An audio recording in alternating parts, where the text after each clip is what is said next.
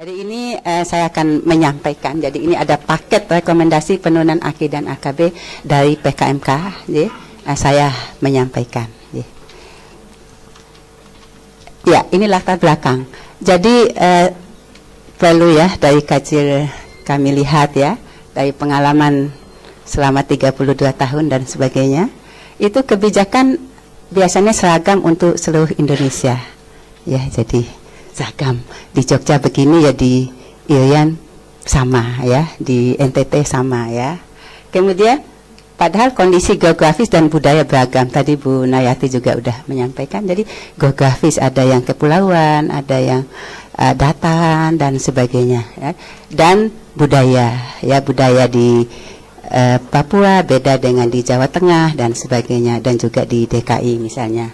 Kemudian juga ketersediaan sumber daya bervariasi. Di Jogja mungkin apa-apa ada ya, tapi tadi menurut kajian Bu Jen malah banyak yang belum ada ya. Tapi ya, apalagi di tempat-tempat yang jauh dan mungkin juga miskin misalnya. Kemudian kemampuan fiskal juga berbeda-beda ya, tidak sama. Kemudian kemampuan manajerial bergradasi. Saya sebut gradasi ya, jadi ada yang sudah hijau, ada yang merah ya, kemampuan manajerial. Nah, dan lain-lain kondisi tidak semua sama di seluruh wilayah Indonesia. Jadi Indonesia ini memang sangat-sangat luas dan beragam ya. Itu latar belakangnya. Nah, apa perlu pendekatan yang berbeda untuk masing-masing wilayah ya. Kemudian yang bersifat lokal dan spesifik untuk wilayah tersebut.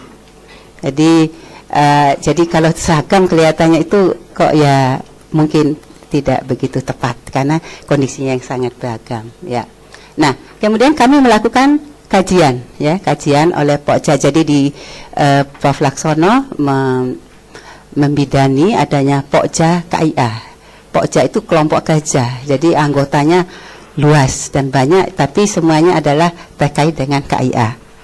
Ya, ini kami melakukan studi pustaka ya, kemudian diskusi rutin bulanan tatap muka.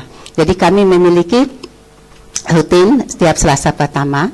Ini adalah diskusi cukup intensif. Kalau dulu awal-awal itu tiap minggu, kemudian tiap 2 minggu, tapi sekarang hanya bisa tiap bulan karena kesibukan masing-masing.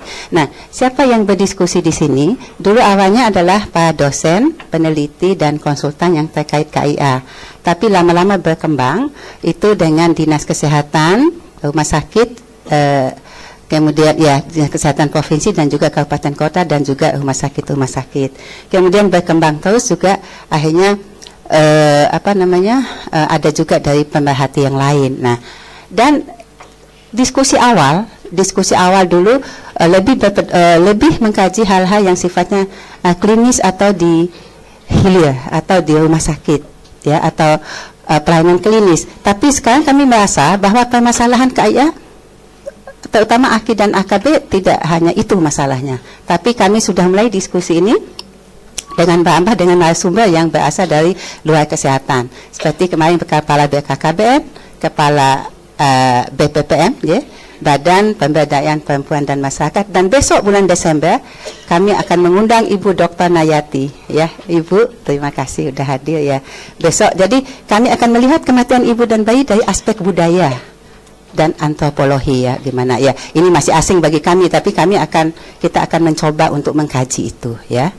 Jadi tidak bisa seperti tadi GKH mengatakan, tidak bisa hanya oleh orang kesehatan saja ya, tapi kita harus merupakan sebuah link atau jaringan yang saling mendukung satu sama lain ya.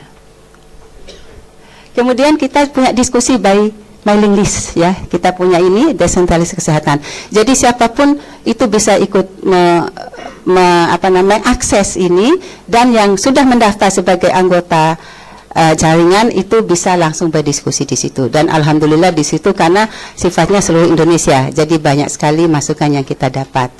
Kemudian tentu ini seminar dan workshop dan juga action research yang dilakukan di NTT, di Papua ya, termasuk di DIY, itu adalah action research ya. Teruskan. Nah, hasil kajian sampai hari ini itu kita sebut dengan paket rekomendasi untuk penurunan pencegahan kematian ibu dan kematian bayi. Ini kami sudah memiliki 10 usulan perbaikan kebijakan yang tadi juga udah banyak disampaikan. Tapi saya sampaikan ulang secara kajian yang kami hasilkan, dan kami harapkan pengambil kebijakan bisa melihat usulan yang kami usulkan ini. Ya, nih paket rekomendasi 1, kebijakan KIA fokus di kabupaten kota. Jadi tidak bisa hal yang sama berlaku untuk seluruh Indonesia. Jadi harus sifatnya lokal spesifik. Adanya pedoman NSPK yang dikeluarkan oleh Menkes itu sangat penting, ya, sangat penting. Tetapi implementasi di wilayah itu harus disesuaikan dengan kondisi setempat, ya. Kemudian pendekatan dari hulu ke hilir, dari masyarakat sampai pelayanan klinis spesialistik. Ini akan disampaikan Prof. Laksono nanti pada akhir sesi, yaitu bagaimana kita mapping intervention. Jadi bagaimana kondisinya, dan diharapkan intervensi yang kita lakukan juga evidence based, ya. Jadi ini, dan kami ini untuk ini bisa dibaca di website kami, ya, Kesehatan Ibu Anak, ya. Kita akan mencoba mengisi terus itu dengan diskusi dengan para ahli dari segala aspek atau sektor. Kemudian tadi sudah dikatakan penggunaan angka absolut pada AKB, dan terima kasih, kelihatan sudah sepakat semua. Tahun lalu waktu kami diskusi awal itu masih ada sedikit kontroversi, tapi dalam setahun ini alhamdulillah kelihatan sudah pada sepakat, meskipun angka absolut hanya bisa dilakukan di tempat yang sama dan bersifat longitudinal, tidak bisa untuk membandingkan satu dengan lain kabupaten, ya. Kemudian penerapan surveillance respon dalam KIA ini penting. Dulu kita surveillance respon hanya kita lakukan di P2, ya. Begitu ada DB semua ribut, sampai bupati, gubernur ribut apa. Tapi ada orang mati, seorang ibu meninggal, tenang-tenang aja, ya, karena tidak bukan sesuatu yang menjadi perhatian. Ya udah, itu angka itu akan kita dapat setelah tutup tahun atau setelah survei SDKI misalnya. Ini tidak. Kita harus ini surveillance respon. Jadi mengamati terus-menerus kejadian, dan ini kita lakukan di DIY dan NTT. Alhamdulillah dengan selalu mengikuti. Jadi saya setiap saat itu harus tanya Bu Arida, ya, Pak Anung, Pak Ndak Tati, ini hari ini bagaimana? Setiap saat harus ditanya, ada nggak tambahan kematian dan sebagainya. Dan itu akan apa? Akan memacu adrenalin para pengambil kebijakan. Kalau didiamkan aja kan tenang-tenang aja, toh yang mati kan angka. Tapi kalau di surveillance respon yang mati adalah manusia, jiwa yang hilang. Ya, jadi itu bedanya kalau angka dengan surveillance respon. Kemudian mengedepankan kepemimpinan dokter spesialis dan penyusunan manual rujukan KIA. Jadi kadang-kadang, mohon maaf ya, selama ini ya, selama ini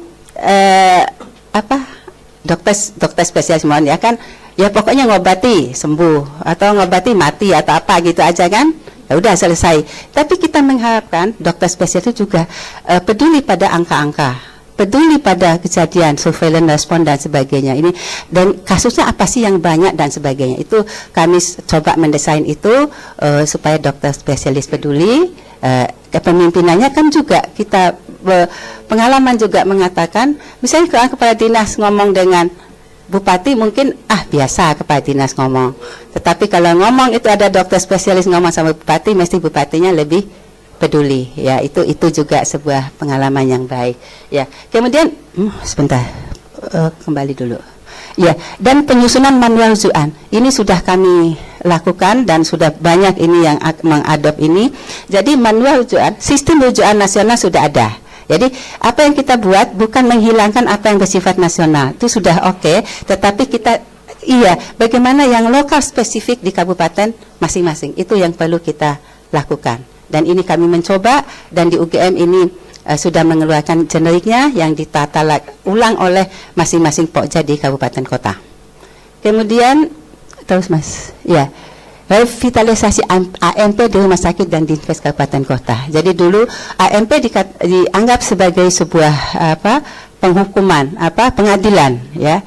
Itu nggak boleh lagi, ya. Jadi itu betul AMP, dan AMP kita pernah diskusi-diskusi di rumah sakit mungkin istilahnya bukan AMP tapi death conference, dan itu harus dilakukan maksimal 2 kali 24 jam. Tapi ini bukan kebijakan, hasil diskusi kami, belum dikeluarkan kebijakan oleh Kemenkes. 2 kali 24 jam kematian ibu harus diaudit, kematian bayi seminggu sekali. Itu harapannya, ya.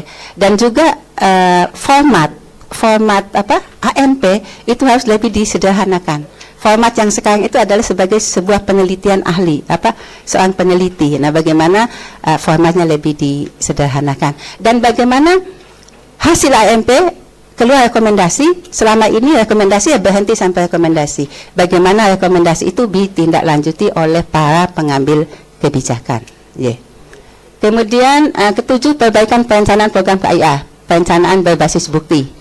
Ya, jadi yang evidence based. Ya, jadi kalau selama ini kan tahun ini apa, besok begitu lagi. Kami mengusulkan seperti ini. Kemudian perbaikan sistem MONEF. Ini perlu ada MONEF independen.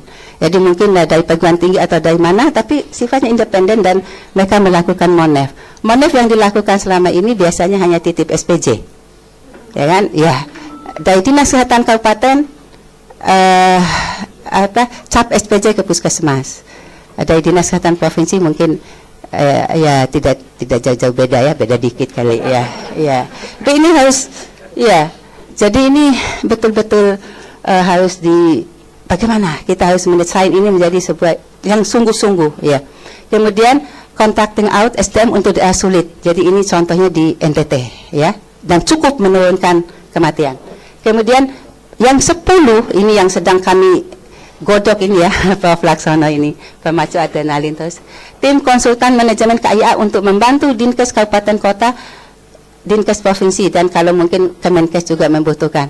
Itu perlu tim konsultan. Sebagaimana kata Prof. Laksono, seperti PU di Kabupaten Kota untuk membangun jembatan butuh 3 konsultan. Konsultan perencana, konsultan pelaksana, dan konsultan pengawasan. Kesehatan yang kompleks tidak pernah memakai konsultan karena mungkin orang kesehatan sudah merasa pintar semua. Sehingga akhirnya kematian ibu bayi ya begitu, dari sejak saya belum lahir sampai saya udah lansia ya begitu aja ya. Jadi ini mungkin yang bisa saya sampaikan. Mohon maaf atas kekurangannya. Assalamualaikum warahmatullahi wabarakatuh.